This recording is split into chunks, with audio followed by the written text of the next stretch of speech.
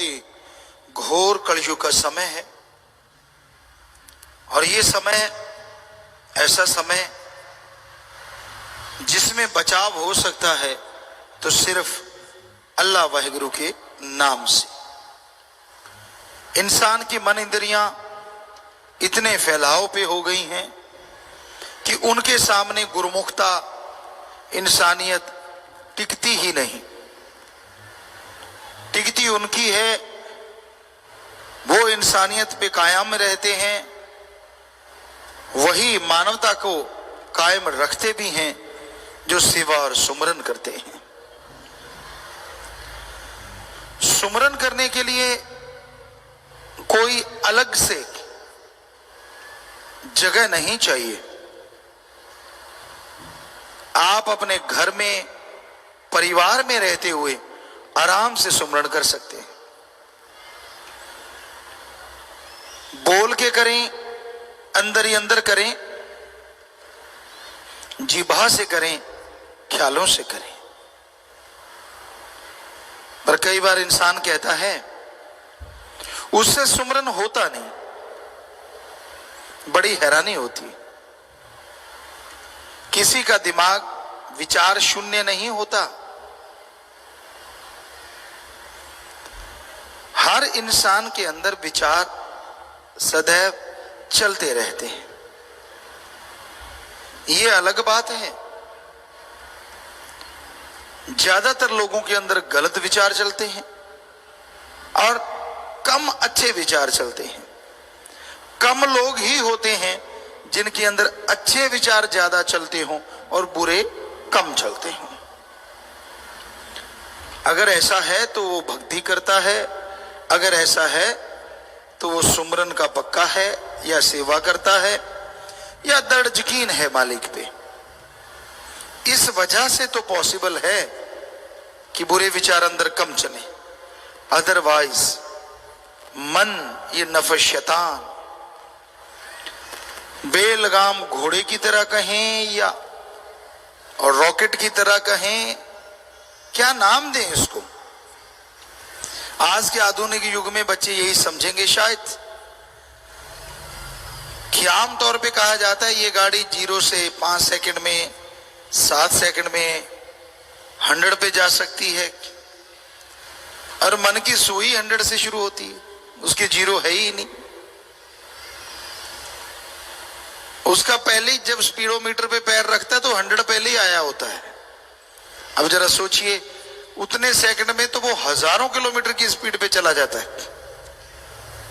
यानी आपके विचार आपको पता ही नहीं चलता कब आसमान पे पहुंच जाते हैं और कब पाताल में चले जाते हैं। कभी तो आपको दिखाएगा वाह तू ही आदमी है यार, बाकी तो कोई है ही नहीं, और कभी दिखाएगा तू तो मुर्दा है। हल्लाशेरी देता है मन इंसान को, वाह वाह तू ये कर दे, कोई जगह मिल जाए, कोई बात हो, कोई ये हो वो हो, बस फिर मन पंपिंग पंपिंग खूब पंप देता है।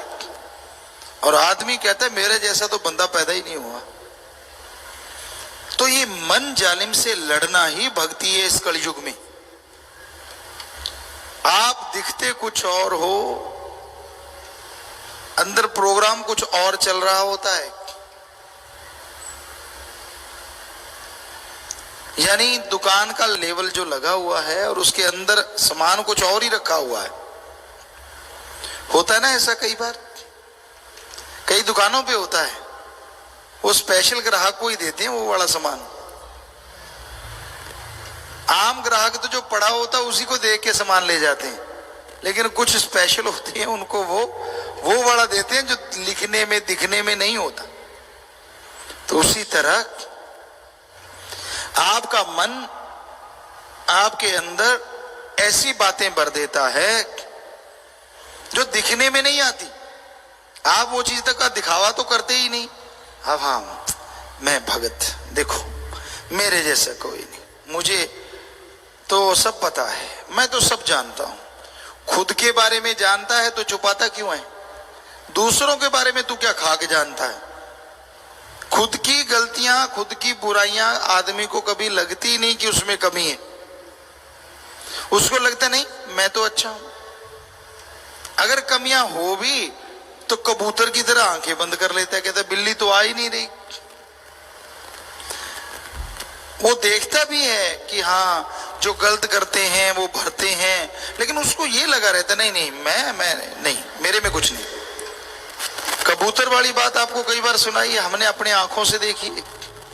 सामने बिल्ली आ रही है और कबूतर आंखें बंद कर लेता है, कहता बिल्ली गायब, और पता तब चलता है जब बिल्ली आके गर्दन पकड़ लेती। तो उसी तरह आप जो मन की रोटियां सेकते हो, जो गलत गलत बोलते रहते हो, बिल्ली नजदीक आ रही है भाई। जितनी मर्जी आंखें बंद कर लो, जितना मर्जी ये सोच लो कि मैं तो कुछ भी नहीं करता, मैं तो बिल्कुल दूध का धुला हूं, करते रहो, और जब बिल्ली ने आना है तो उसने पकड़ लेना है। सो कहने का मतलब, जो बुराइयां आपके अंदर हैं या जिन बुराइयों को आप करते रहते हैं, उनको छोड़ो और सतगुरु से नाता जोड़ो। जितने दिखावे करोगे, जितने पाखंड करोगे, जितना ढोंग करोगे, उतना ही अल्लाह वाहिगुरु राम से दूर होते जाओगे। सीधे साधों को मालिक लुटाता खजाने, भोले भालों को मालिक लुटाता खजाने। भोले भाले का मतलब जिसको दुनियादारी का कोई लेना देना ही नहीं। कई बार ऐसे लोग मालिक से जब जुड़ते हैं तो वो 100% मालिक के हो जाते हैं और बहुत जल्दी मालिक के दर्श दीदार करने लगते हैं। जो तेज तरार होते हैं वो तो एक्टिंग के माहिर होते हैं।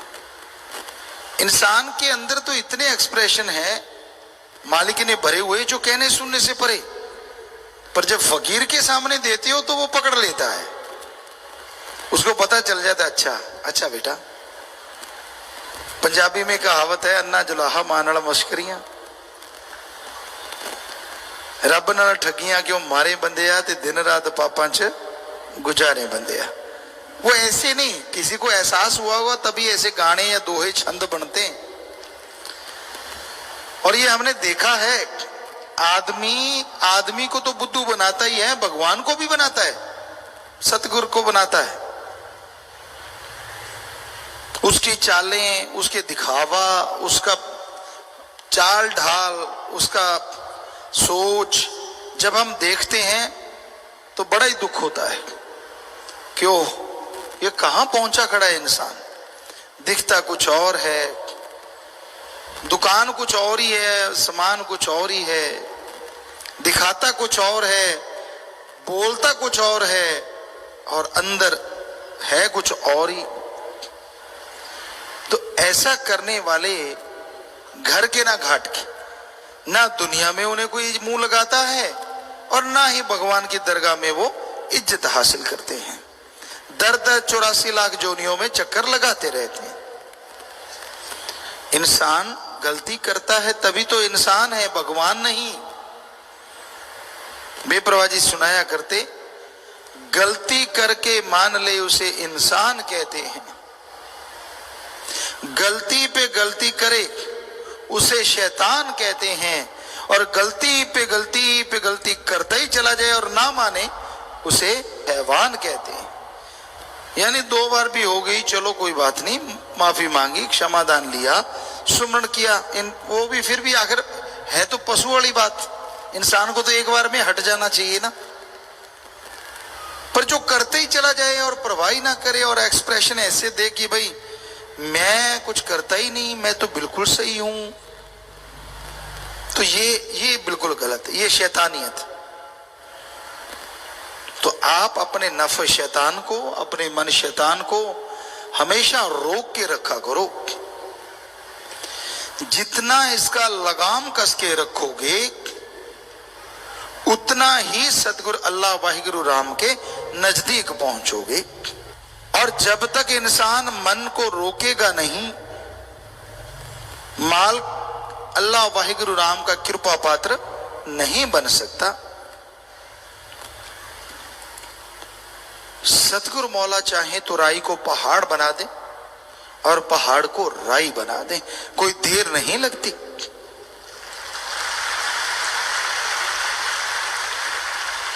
लेकिन पात्र भी तो चाहिए,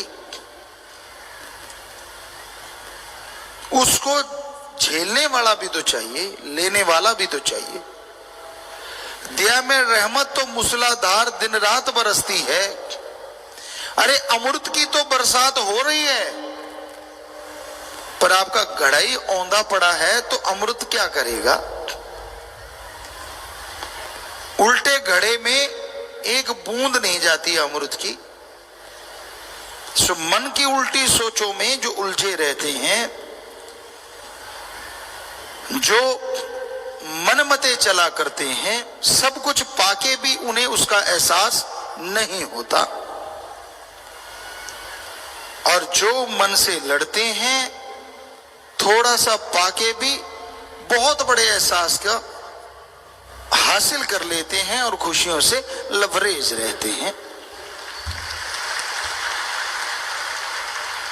इस दुनिया में कोई तन में खोया है तो कोई मन में खोया है,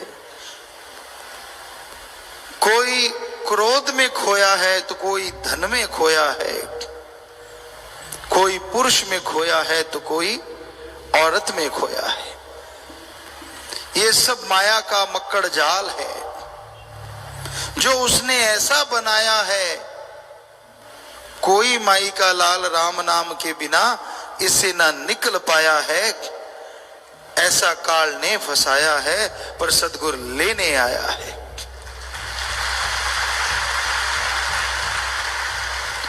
काल का जुल्म सितम रूहों पे होता है तो सतगुरु पीर फकीर आते हैं, संत आते हैं, भगवान उन्हें भेजता है कि जाओ मेरी औलाद को समझाओ।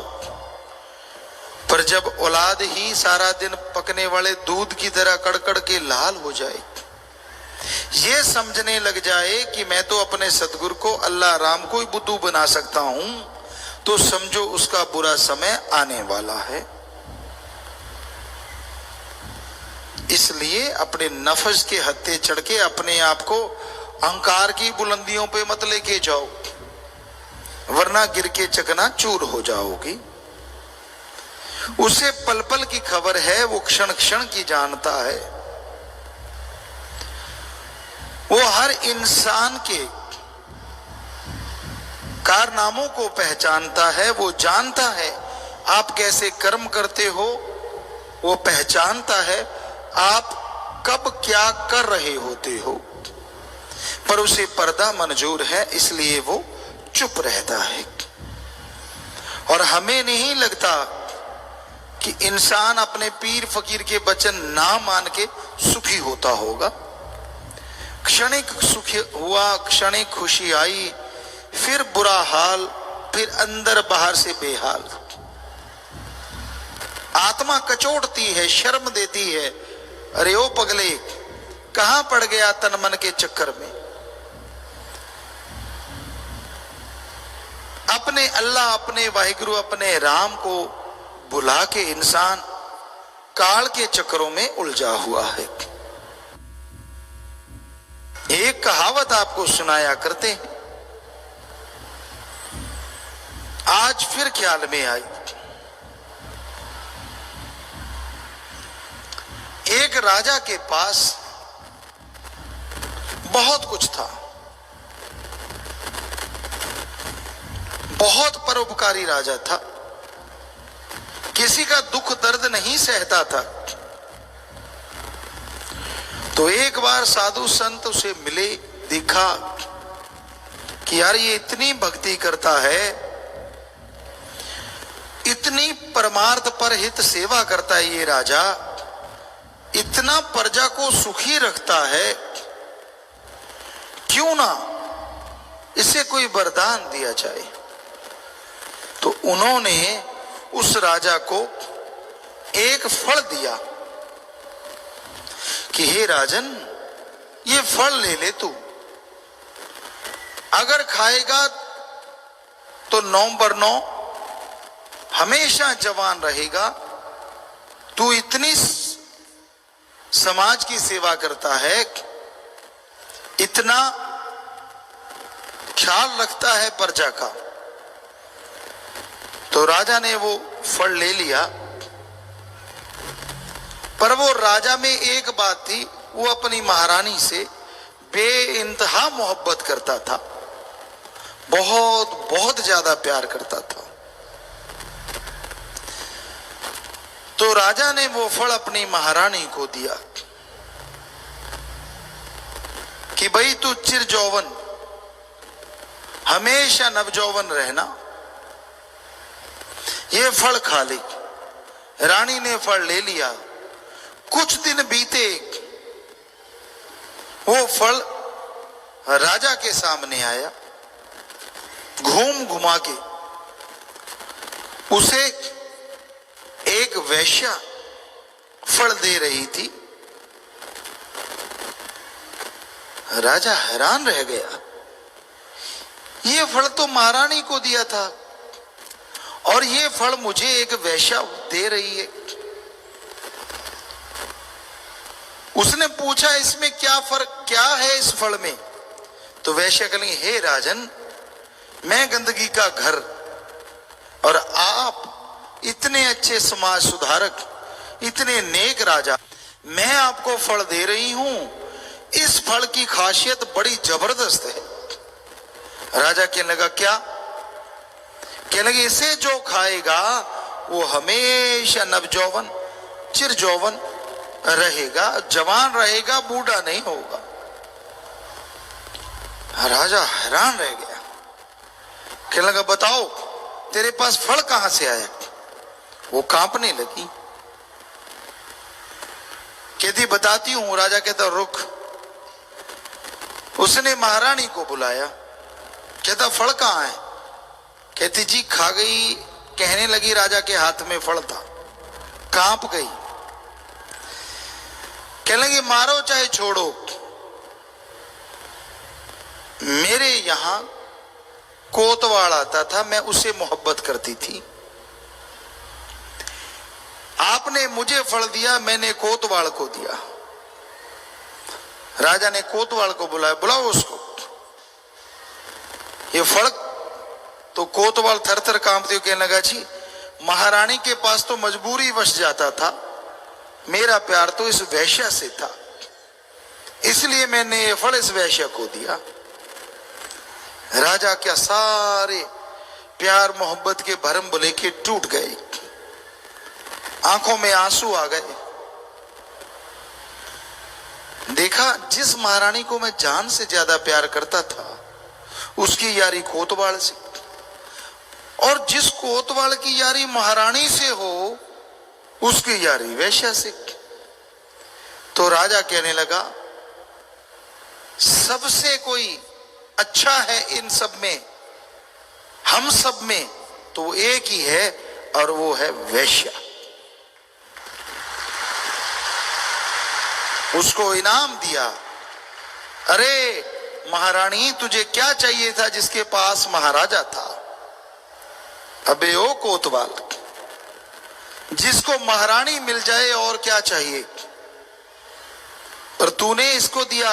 और वैश्या देखो, वो अपने राजा से मोहब्बत करती थी, सच्ची मोहब्बत, पाक मोहब्बत। उसने सोचा मेरा राजा हमेशा नवजौवन रहे। सो आगे की कहानी भी है, लेकिन कहने का मतलब, जब अल्लाह वाहिगुरु राम से इश्क हो जाता है, जब भगवान से इश्क हो जाता है, फिर इंसान गंदगी के पुतलों में गंदगी ढूंढता रहता है, इसमें ढूंढी, उसमें ढूंढी, उसमें देखा, इसमें देखा, क्या? फिर तो वो वैश्या ही अच्छी हुई जिसने सिर्फ और सिर्फ राजा को देखा। सो इश्क उस अल्लाह वाहिगुरु राम से जब करते हो तो अपना दृढ़ यकीन उसके लिए रखा करो। छींक आ गई, क्यों आई? मैं बीमार हो गया, क्यों हुआ? खुद के कर्म याद नहीं, क्या क्या गुल खिलाए हैं लाइफ में, वो सारे बुला दिए और दोष देने चला है सतगुरु को, अल्लाह वाहिगुरु राम को। उसने मेरे साथ ऐसा क्यों किया, उसने मेरे साथ वैसा क्यों किया? भूल गया उसने तुझे 84 लाख जन्म में चक्कर लगाते लगाते को मनुष्य शरीर दिया, और मनुष्य शरीर देके संतों से मिलाप करवा दिया, नाम दिलवा दिया जिससे इस संसार से नहीं हमेशा से सच्ची मुक्ति मिले, मालिक की गोद में पहुंचे। और तेरे लिए भगवान क्या करे। गंदगी के पुतले को बिना देखे बिना सोचे उसने राम नाम से जोड़ के, अल्लाह वाहिगुरु से जोड़ के अपना बना लिया। क्या तेरे में ऐसा कोई कर्म था जो तू उसका हो गया? कभी लाइफ में सोचा है? कभी ध्यान दिया है? दुदू दुदू दू करना बड़ा आसान होता है, कोई भी इंसान कर सकता है, लेकिन ऐसा करने से पहले कभी विचार किया? लोग परखने चलते हैं भगवान को, सतगुरु अल्लाह राम को, और खुद को कभी परखा ही नहीं, कभी देखा ही नहीं, कभी सोचा ही नहीं मैं किस खसलत का मालिक हूं, मैंने क्या क्या कर्म किए लाइफ में, मैं चलाऊं उस भगवान को चैलेंज कर। उसको क्या चैलेंज करना जो रग रग में बसता है, रग रग की जानता है। इसलिए हे भाई बहनों, चैलेंज लेना है तो मन से लड़ने का लो, बहादुरी दिखानी है तो मन को हरा के दिखाओ, फिर आप बहादुर।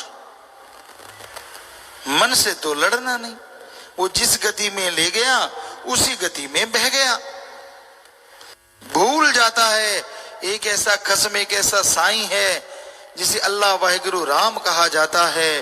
वो रग रग की जानता है, हर जगह रहता है, हर पल की उसे खबर रहती है। उसे क्यों बुला देते हो? एक्टिंग उसके सामने नहीं चलती।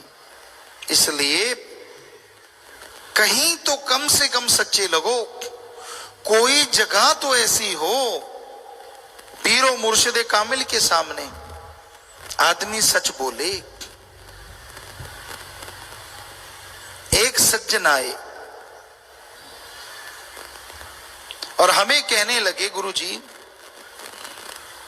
हम दुनिया में इतना झूठ बोलते हैं, आप समझ ही जाओगे, इतना झूठ बोलते हैं, इतना झूठ बोलते हैं, जब आपके सामने बैठते हैं तो 1000 बार सोचना पड़ता है सच कौन सा है, ताकि गुरु के सामने वो सच बोले। हमें बड़ी खुशी हुई, किसी ने तो माना कि मैं गप मारता हूं। उसने कहा हम मारते ही गप हैं। बोलना गप नहीं होता, कर्म भी होते हैं, रजो तमो सतो, ये तो उनमें आ गया। लेकिन वैसे आप अपने कर्म कौन से करते हो? कभी ध्यान दिया है? क्षणिक आनंद के लिए, थोड़ी वाह लूटने के लिए, अपनी मान बढ़ाई के लिए, अपने आप को बड़ा साबित करने के लिए आप कितने बार इंसानियत से गिरते हो? कितनी बार आप मालिक सतगुरु मौला की निगाह में गिरते हो? शर्म फिर भी नहीं करते, फिर भी आप ऐसे ही करते जा रहे हो। तो जब भोगना पड़ेगा तब क्या होगा? तब चीखोगे। हमें पता क्या होगा, तब भी आपने भगवान को ही दोष देना है, और रोग बढ़ेंगे और परेशानियां बढ़ेंगी। दोष अपने आप को क्यों नहीं देते? कोई होगा जो अपने आप को बुरा कहता होगा। हम पढ़ा करते थे, बुरे होते लोग भी अपने आप को बुरा नहीं कहते थे। हम जमाने में गुजरे, शहरों में जाते, महानगरों में जाते, तब भी हमने नहीं देखा कि कोई ये कहता हो कि कबीरा सब ते मैं बुरा, मैं तज भला सब कोय, जिन ऐसा कर मानिया मीत हमारा सोय। कोई मीत मालिक का प्यारा, कोई सतगुरु का अति प्यारा तो ऐसा कह सकता है, वरना पंजाबी में कहावत है, नक ते मक्खी नहीं बैठ देंगे। बैठने देने भी नहीं चाहिए, लेकिन ये कहावत का मतलब है कि अपने आप को कोई बुरा कहने ही नहीं देता। कपड़े पहने उसके अंदर ही सोचता है सारे ऐब भी छुप गए। ये भूल जाता है ऐसा खस्म है जो इस तन के अंदर रहता है, जिसने इस तन को बनाया है। उसको कैसे निकालोगे अंदर से? वो तो हर पल की खबर रखता है। भूल जाता है। फिर ऐशो आराम, फिर त्रुटियां, फिर बुरे कर्म, और दोष देना सदगुरु को, करना बुरे काम खुद। जमाने का बड़ा अजीब दस्तूर है। यहां लोग बुराइयां करते थकते नहीं, लेकिन हमेशा उस भगवान को दोष देते भी थकते नहीं। अरे कर्म खुद करो और दोष दो भगवान को। कर्म कैसे रुक सकते हैं बुरे? सेवा से, सुमरन से, भक्ति इबादत से, और कोई तरीका नहीं जिससे कर्मों की मार से बचा जाए। कुछ भी कर लो, कैसे भी बन जाओ, अपने आप को दृढ़ खुद करना होगा। आधा घंटा सुबह शाम सुमरण करो, सेवा करो। जब भी आपका मन जालिम किसी तरफ दौड़ा के ले जाए, लानत डालो अपने आप पे सुमरण के द्वारा कि मैंने बुरा कर्म नहीं करना। सिर्फ सोचें बुरी आती हैं तो कोई खास बात नहीं, 5 मिनट सुमरण किया, सोचों का फल उसी टाइम खत्म हो गया, बस गई। पर उन सोचों पे चलो मत। जो उन सोचों के अकॉर्डिंग चलते हैं वो दुखी ज्यादा होते हैं। कर्म तो अपने मां बाप के ही ऋण नहीं चुकाया जा सकता। अगर किसी को अच्छे मां बाप मिले हों, उसका ऋण नहीं चुका सकते आप। मां के दूध का कर्ज कैसे उतारोगे? सर्दी हो या गर्मी हो, बेचारी सर्दियों में बिस्तर गिल्ला आपने किया, लेटी गिल्ली जगह वो और आप सूखे पे लेटे। गर्मियों में आप महाशय नींद में मस्त हैं और मां पंखा झेल रही है। आजकल तो एसी आ गए, मां भी खुराटे, बेटा भी खुराटे। पर गांव में तो आजकल भी ऐसा ही है, यहां बिजली नहीं आई, वहां तो मां आज भी पंखा झेलती है कि हाय मेरा बेटा ना जाग जाए। तो कैसे ऋण उतारोगे आप उस बाप का जिसने उंगली पढ़ के अच्छा चलना सिखाया, पढ़ाया लिखाया? आप तो बकरियां चारने को तैयार थे पढ़ने के बजाय, कि काश इससे तो बकरी चारने वाले ही अच्छे हैं, कहां मुझे फंसा दिया स्कूल में। याद करो वो दिन जब आप स्कूल के अंदर बैठे होते थे और बाहर कोई भेड़ बकरी चरा रहा होता, आप कहते यार यार कितना सुखी है यार, मैं जेल खाने में और वो आजाद घूम रहा है। पर बाप ने नहीं मानी आपकी बात, आपको पढ़ाया लिखाया, आप ऑफिसर बन गए, पर आपको रत्ती शर्म नहीं आई। उसका शुक्राना तो क्या करना था, माँ बाप को मारी लात, निकल जाओ घर से, अब तो मेरे कबीलदारी बड़ी हो गई। अरे लानत ऐसे बेटों पे, शर्म नहीं आई, कहीं भी दर्द नहीं आया। पत्नी तो नहीं कहती कि आप सबको घर से निकाल दो, कहती है तो फिर क्यों सुनते हो आप? पत्नी को तो जन्म नहीं दिया आपके माँ बाप ने, आपको दिया है। कहीं तो लानत डालो अपने आप पे। ठीक है, अगर वो नाजायज कहते हैं, माँ बाप गलत कहते हैं, मत मानो उनकी, सुन लो और कह दो जी चुप रहो, हम जैसा होगा हम कर लेंगे, प्यार से खाना दो, बढ़िया दो। पर आप तो उनको घर से निकाल देते हो। वो नंगे हैं या कपड़े पहने हैं, वो खाते हैं कि नहीं खाते, आपको शर्म नहीं आती? आप जब छोटे से थे, जरा सी भूख लगती थी, मां दौड़ी चली आती थी, आप कोई भी खाने की चीज मांगते थे, बाप का पुरजोर कोशिश होती थी वो लाके दे, वो नहीं तो उससे कोई छोटी चीज ला देते थे। सबके माँ बाप तो बुरे नहीं होंगे, अच्छे तो होंगे ही ना। पर आपने उनसे क्या अच्छा व्यवहार किया? किया तो शाबाश, रण उतर गया, अगर नहीं किया तो लानत आप पे, आपके माँ बाप पे नहीं। अगला कहता है यार कैसी औलाद जन्मी? औलाद तो आदमी बढ़िया ही जन्मता है, वो जैसे संग सोहबत में गया, उसका रंग जैसा उसने अपना लिया, वो वैसा बन जाता है। तो इसलिए हमेशा से ध्यान रखो अपने माँ बाप का, और माँ बाप को भी चाहिए वो बच्चों के कार्य में ज्यादा दखल ना दे। एक बार शायद हंसने वाली बात किसी ने सुनाई थी बच्चों ने, कि बेटा कह रहा था मैं पानी लगाने जा रहा हूं, वो कहता ये फावड़ा नहीं वो फावड़ा ले जा। कहता तू चुप हो जा। कहता मैं कब बोला? जाने लगा, कहता ओए जुत्ती को पहने चप्पल पहन जा। कहता मैंने कहा ना चुप हो जा। कहते मैं नहीं बोलता। फिर जाने लगा, कहता ओए तूने कुर्ता ये क्यों पहना, वो पहन जा। तो वो कहने का मतलब बिना वजह टांग अड़ाना।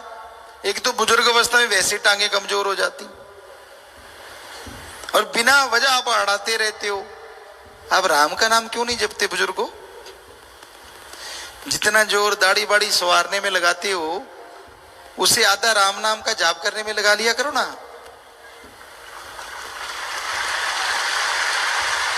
हम नहीं कहते कि दाढ़ी ना संवारो, जितनी मर्जी संवारो, फिक्सो विक्सो जो मर्जी लगाओ, हमें कोई चक्कर नहीं। हमारा कहने का यह मतलब है, जितना आप दुनिया को फेस दिखा के प्रभावित करना चाहते हो, कहीं उस आत्मा को थोड़ा सा अच्छा दिखा के भगवान को प्रभावित करने की सोच लो तो बारे न्यारे ना हो जाए आपके।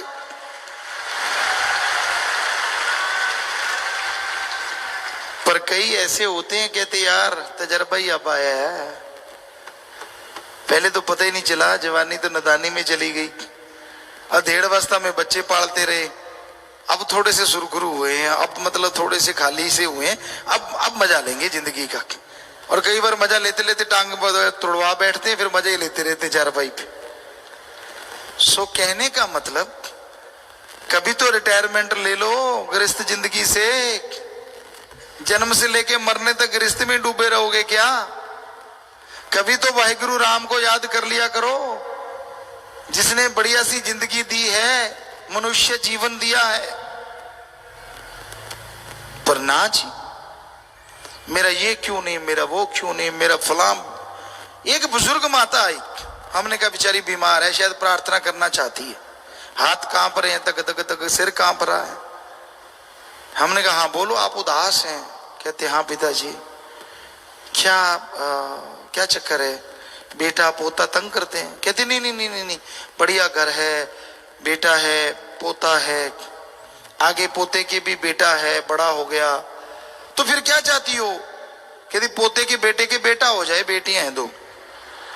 हमने कहा ले, अरे कुछ मांगना था, काश मांग लेती, मुझे भगवान मिल जाए, पता नहीं कितनी उम्र बाकी है, वो नहीं मांगा, पता नहीं आगे से आगे जाके किसका मांगा। तो ऐसे हैं, छोड़ते ही नहीं भाई। पर मस्ताना जी महाराज ने वचन किए कि सेवा करते हो, और अगर आप त्यागी बन के सेवा करते हो, तो त्यागी का मतलब त्यागना, चाहे कुछ भी होता रहे। ऐसे त्यागी बन गए, फिर कुछ भी नहीं होगा, सब कुछ मालिक अच्छा ही अच्छा करेगा, क्योंकि फिर वो करेगा, उसको लाज है। और अगर आप टांगे अड़ाते रहोगे तो फिर करते रहो, आप भी दुखी, वो भी दुखी, तू भी दुखी, मैं भी दुखी, कहता है। तो वो वाली बात भाई, घर गृहस्थ में रहते मालिक को पा सकते हो, सुमरन करो, गृहस्थ जिंदगी का सही तरीके से निर्वाह करो, अपने कर्तव्य अपने फर्ज की अदायगी करो, पर एक फर्ज कभी ना भूलो, अल्लाह वाहिगुरु राम की भक्ति और उसकी औलाद की सेवा।